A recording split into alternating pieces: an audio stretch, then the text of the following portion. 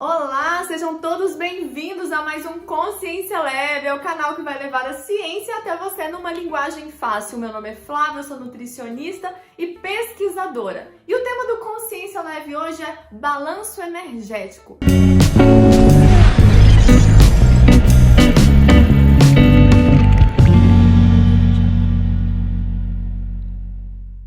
Mas o que é isso?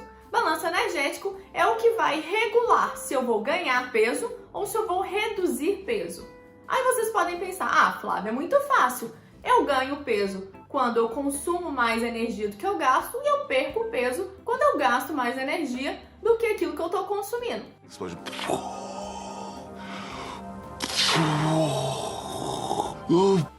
Resumidamente é isso. Mas tem algo muito mais além que vai nesse controle do gasto e ganho do balanço energético.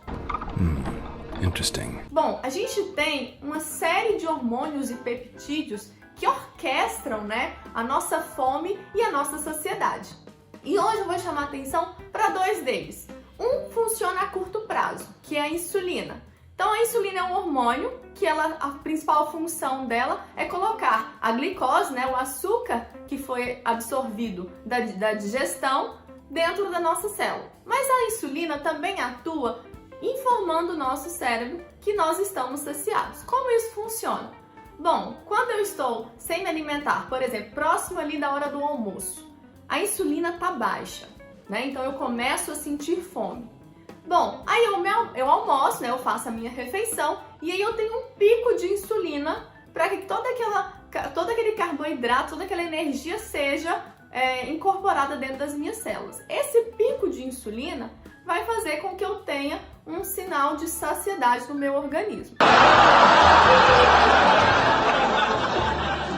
I'm not even sorry. A longo prazo, quem faz essa função é um hormônio chamado leptina. A leptina é produzido principalmente pelo nosso tecido adiposo e ele serve como um regulador a longo prazo. Por exemplo, vamos pensar em dias, em épocas do ano, que a gente come um pouco mais do que o normal.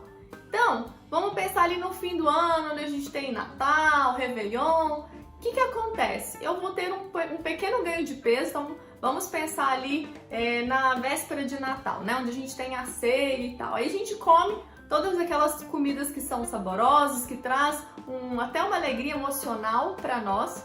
E é muito comum que no dia seguinte eu já não sinta tanta fome assim.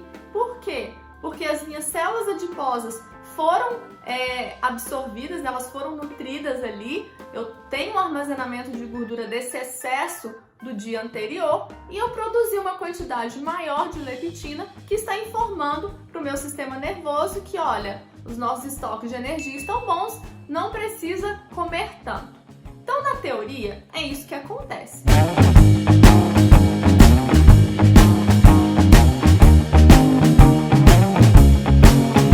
Mas a gente sabe que existem vários motivos pelos quais nos motivam a se alimentar. Não é só a sensação de fome. A gente vai ter um vídeo que a gente vai explicar os principais motivos que nos levam a comer, mas a fome é um deles. Mas eu quero chamar a atenção para vocês o que acontece em quem tem obesidade. Porque esse sinal da leptina, ele funciona bem em quem está dentro do peso. Mas quem está acima do peso e principalmente na obesidade, a história não é tão simples assim. O que acontece?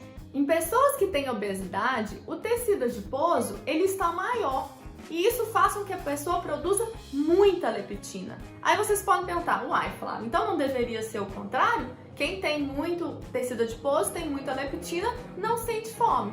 Bom, mas não é isso que acontece. O nosso organismo começa a gerar uma resistência à ação desse hormônio, porque é tanto hormônio da saciedade que ele começa a não reconhecer mais o sinal, que é o que a gente chama de resistência à leptina ou então hiperleptinemia. Olhem só, eu fiz pra mim uma saudável maçã. O que você fez foi com cubos de presunto. É uma maçã novinha em folha. E aí, eu queria chamar a atenção para uma coisa. Muitas vezes no consultório ou atendendo pacientes que têm obesidade, a gente tem o erro de achar que aquele paciente ele não está seguindo o plano alimentar, não está seguindo a dieta ou a orientação, porque ele não tem força de vontade, porque ele é preguiçoso, porque ele é desleixado com a saúde. E aí a gente precisa se lembrar que nele o sinal da saciedade não funciona muito bem. Então, ele realmente sente mais fome do que as pessoas que não têm obesidade. De fato, 70% de quem tem obesidade tem a resistência à leptina, né? Então se torna um desafio maior o processo de emagrecimento. Mas isso, né, a longo prazo, com uma terapia multiprofissional, isso pode ser revertido. Eu convido você a assistir o nosso próximo vídeo, que é uma entrevista com a doutora Ana Damaso, onde ela vai nos contar um pouco como que fica, né, esses sinalizadores da fome e da saciedade no processo de emagrecimento.